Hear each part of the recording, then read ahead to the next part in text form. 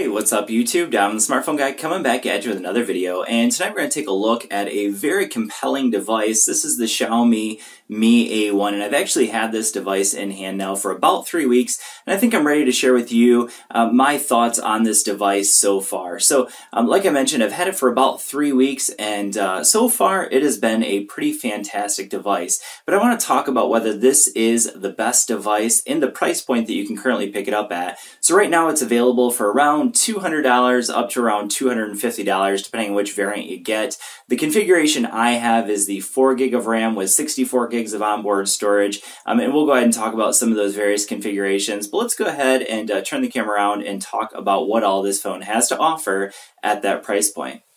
Alright, so let me first of all mention that the beginning of this video was actually shot on the front-facing camera of the Xiaomi Mi A1. That's a 5 megapixel camera, so let me know what you guys think about that quality. So with that being said, I'm going to go ahead and push the box off to the side and show you what you get in the box. So first thing you get is a Type-C cable, and so yes, this does of course support Type-C.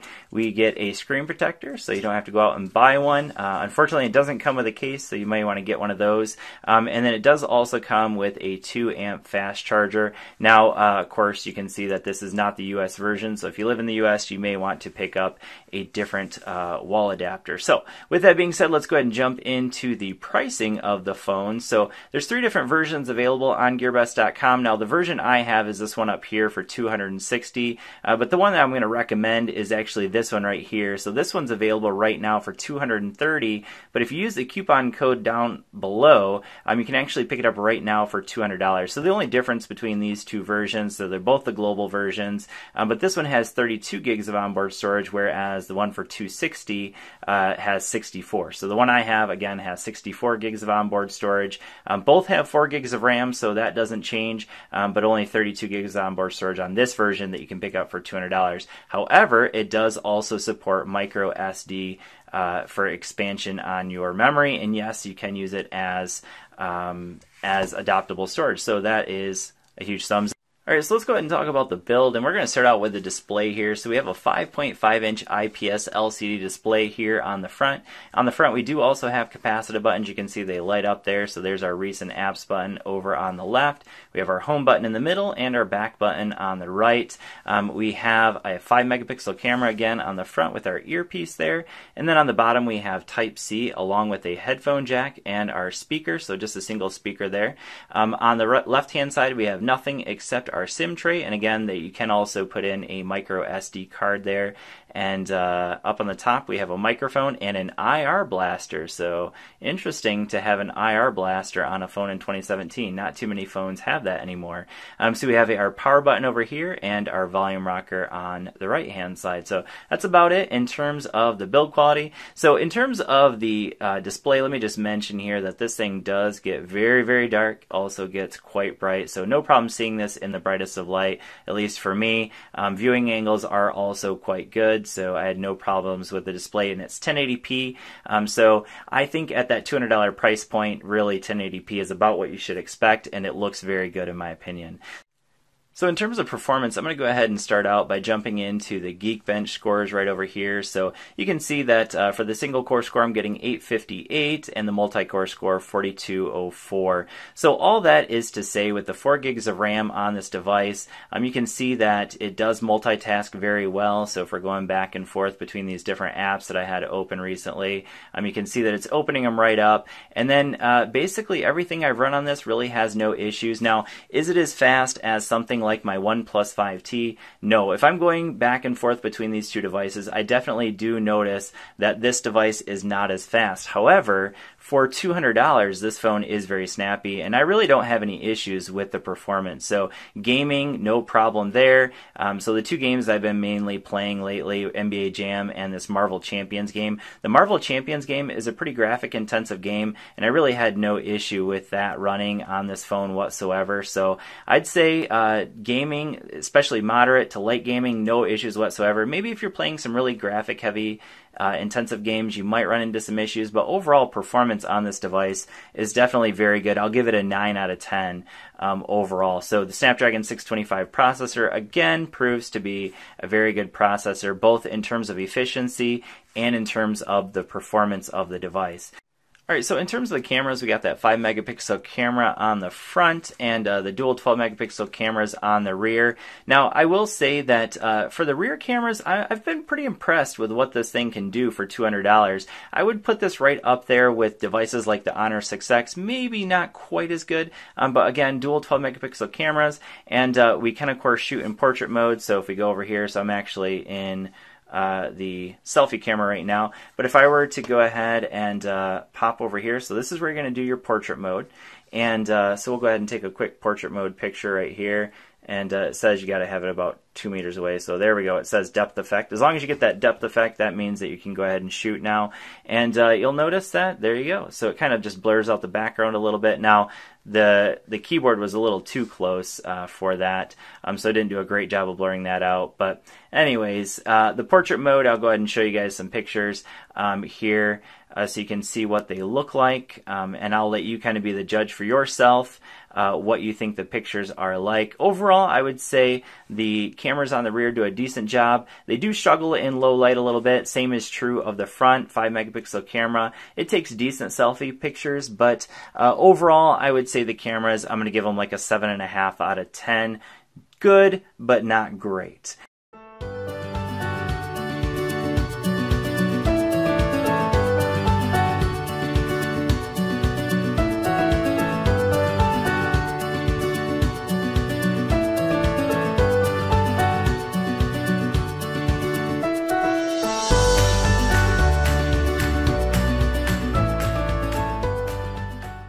Now, an area that is great with this device is definitely the battery life. So I'm going to go ahead and show you what my battery life was like today. And honestly, today is pretty standard for what I've been getting with this device. So if I go down here into battery, I'm at 38%, and you can see screen on time is at 5 hours. So I've been generally getting, let me get rid of that. I've been generally getting around 7 to 8 hours of battery life, of screen on time, I should say.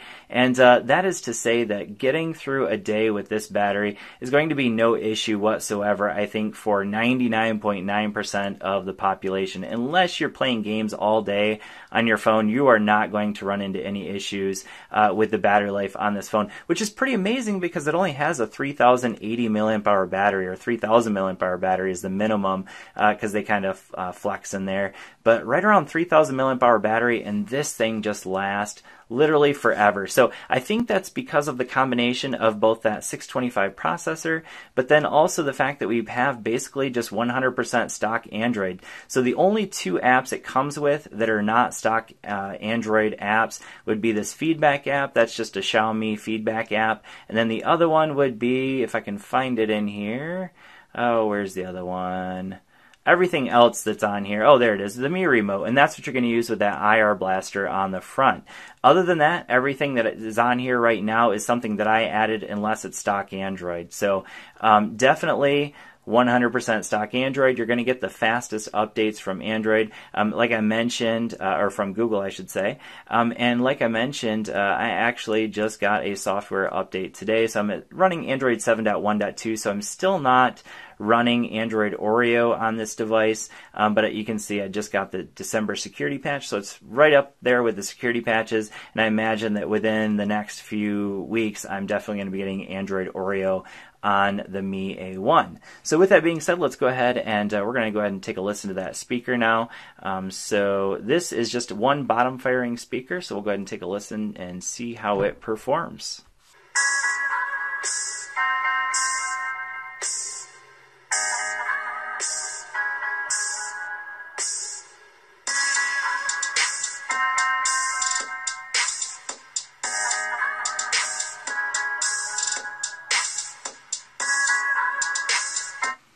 Alright, so as far as that bottom firing speaker goes, it is definitely not in the greatest of position, because as you're playing games or anything like that, you can have a tendency to kind of cover it just a little bit. Now I hold it kind of like this, so it ends up not getting covered. So not the greatest position, but you know, you do also have that headphone jack, so if you want to listen to headphones. But it does get pretty loud, decent amount of bass in it, but certainly nothing to write home about when it comes to the speaker.